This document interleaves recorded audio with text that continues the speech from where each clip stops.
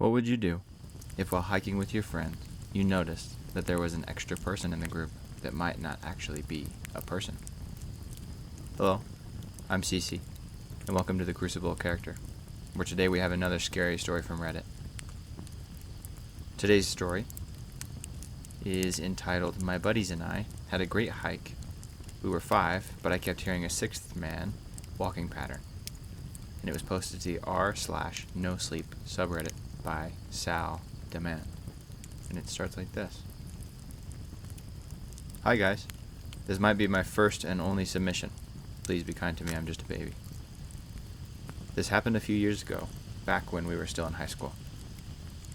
I don't know if someone has experienced this before, but given a choice between having a member of your hiking group missing, or there's someone new that you couldn't account for, I'll always pick the missing guy scenario since there's somehow a logical explanation, and if acted quickly the resolution would be a funny anecdote about some klutz lagging or way ahead and took a wrong turn. That wasn't what happened that day. For context, back in my high school days, our school had this great Boy Scout program that offers academic incentives for participation. As a teenager who couldn't care about Isaac Newton's 3 laws, it sounded great. Perfect, even. I get to barely pass while just planting some seedlings on areas that could use it.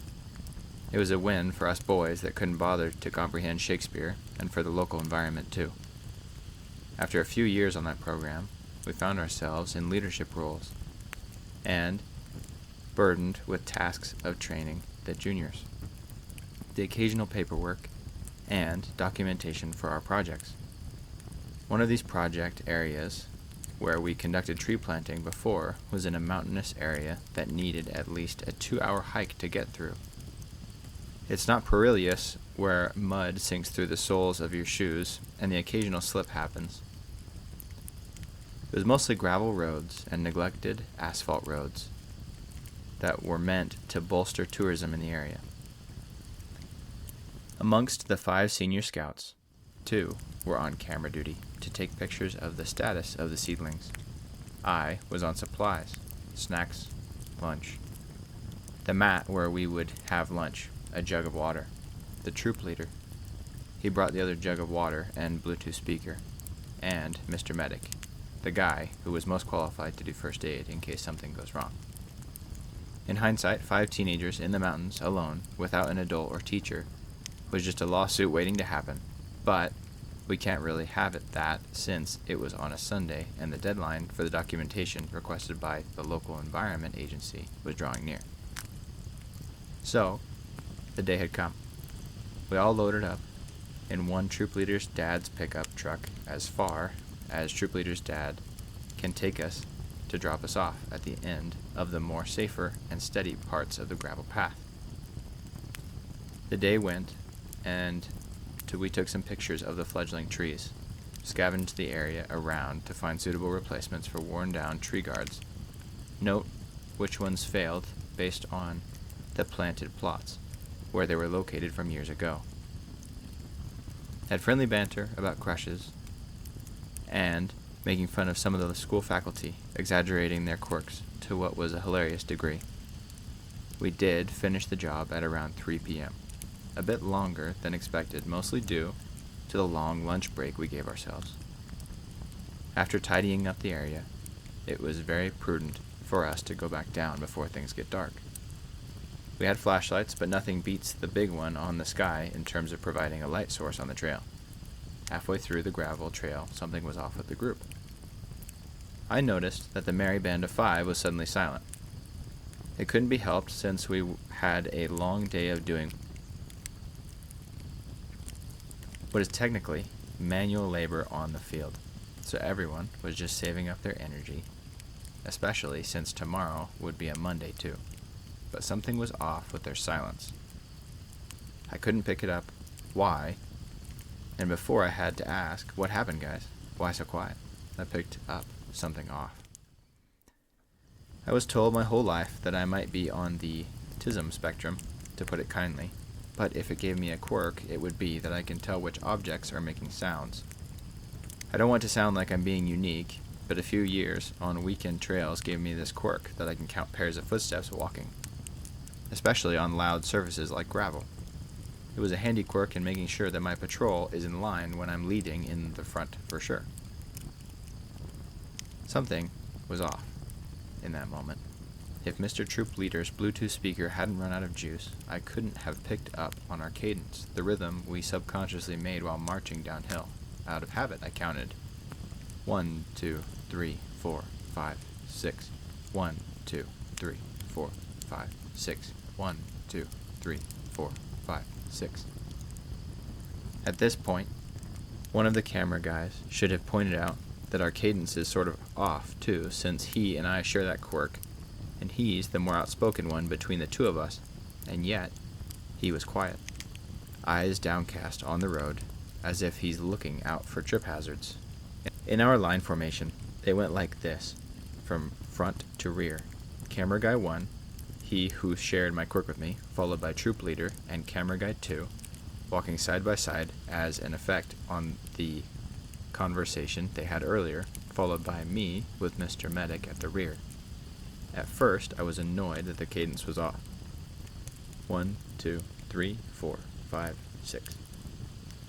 I wanted to say something, but something in my gut tells me not to say something for now. I understand everyone just had a long day, and so did I, so I just let out a quiet and deep sigh and carried on the trail. When we got to the asphalt road leading to town, I noticed that the cadence had appeared to be normal. 1, 2, 3, 4, 5.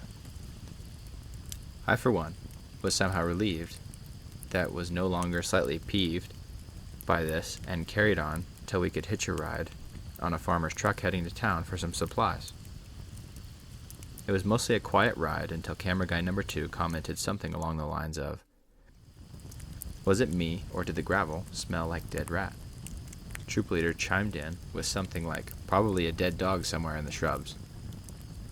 Mr. Medic couldn't help but call out their BS, since all he had felt was just some strong chills from the wind, but there was hardly any wind in the trail. I called out everyone's BS and chimed with my eyes locked onto camera guy number 2, who was horizontally blessed, effectively saying he was marching for 2. Camera guy number 1, who was no longer shaken, backed me up, saying essentially that we were basically 6 people on the trail. We then proceeded to banter, even involving our mothers at one point, and yet the kind farmer who gave us a ride was noticeably chuckling along. He was then the one who suggested that maybe we were followed by a spirit of sorts. The truck was dead silent for a short while. I can tell that my eyes went wide as I proceeded to take a look at the other guys' faces to validate the kind farmer's hypothesis. In the back of my mind, it made sense in a way, like how we experience different phenomena, and there was hardly any other explanation, aside from maybe the food had a little something that the cooks didn't bother to tell us. Eventually, the kind farmer dropped us off to the town center before proceeding to go to a hardware store for his supplies. We got out on our own for our homes and just chucked it off as a quirky story we'd tell our other friends, parents, teachers, and juniors. I was advised that it was just typical since we were baked by the sun for a few hours. Maybe our brains just overheated that day. I really didn't mind about it. For me, it was just a funny, supernatural story I soon will tell my kids or nieces and nephews. I write this now because I couldn't believe it took me so long to put the pieces together. This is how lately I've been losing sleep. A few years ago, or, to put it correctly, a few years after that bizarre tale, some construction guy who was doing some cleaning along the bushes of the gravel road to make way for new asphalt road found human remains on what is speculated to be that of a child. Didn't think much about it when the news came out.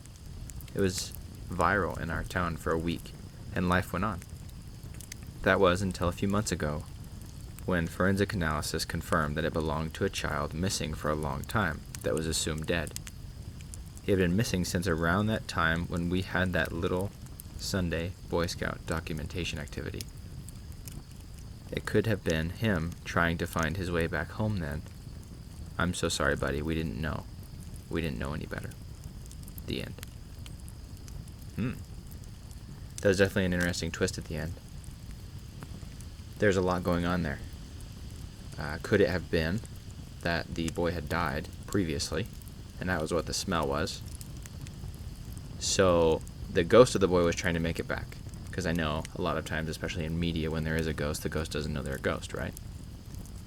So maybe it was so important to the boy that he got home that was kind of like his unfinished business. And so maybe it was a ghost following them. Maybe it was like a Wendigo and the boy had kind of transformed into a Wendigo of sorts or something like that. Or been gotten by one. And then it was a Wendigo kind of following them. Or the boy was alive, or just barely alive, trying to follow the sound of them to get out. And then, before making it to the end, died. There's a lot of speculation that can be done on what really did happen in this story. I personally think that if it were to be a spirit instead of a Wendigo, that would be much better. I know spirits are kind of scary, right? But I feel like spirits are more scary when you're stuck in a house. If you've ever seen like The Conjuring or things like that. If you know you're living in a haunted house, spirits are really scary. But I don't know of a whole lot of stories of a spirit that's super effective at what it does in haunting an entire forest and in the daytime. So if it were my choice and I got to pick, I had to walk through the forest with all my buddies in the daytime, of course, like the story. And we were going to be running from either a spirit or a Wendigo. I'm picking the spirit. So I like that it kind of points towards supernatural, because although all of those options were in a way supernatural, that almost kind of gives a piece to it, thinking that maybe they were helping the spirit to finish its business and then it could move on. I like that. I like to think of that as a little happy ending in there. If not, then maybe it was a critter or something that was chasing them and the boy was already dead. But that's up to you. What do you think happened in this story? What do you think is the true ending? What did you take from this story to learn to be a better person? After all, that's the goal of my channel, is to try and take these stories and see what we can do to be better people. I think something that's definitely applicable is we have the eyes we have and we have the ears we have for a reason. And we're put around the people we're put around for a reason as well. So I think if we see things like this, if we notice patterns like this, and it keeps sticking out again and again and again and again, that we need to say something about it, just do it. You know, what's the worst that could happen, right? Everybody's just like, that's dumb, and then you move on. But at least now, you don't have to look back like this main character and wonder what if, and have regret. So basically, the moral I take from this is be assertive with the things that stand out to you, because there's a reason they're standing out to you.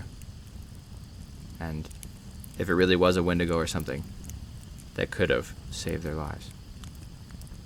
Once again, I'm Cece. I love you all. I appreciate you all. Thank you so much for the support that I've been getting on the likes and the views and the comments. I really do appreciate it. And again, we're trying to hit 100 subscribers by the end of the year. So please, if you made it this far in the video, I'd love to have you as another one of those subscribers. Anyways,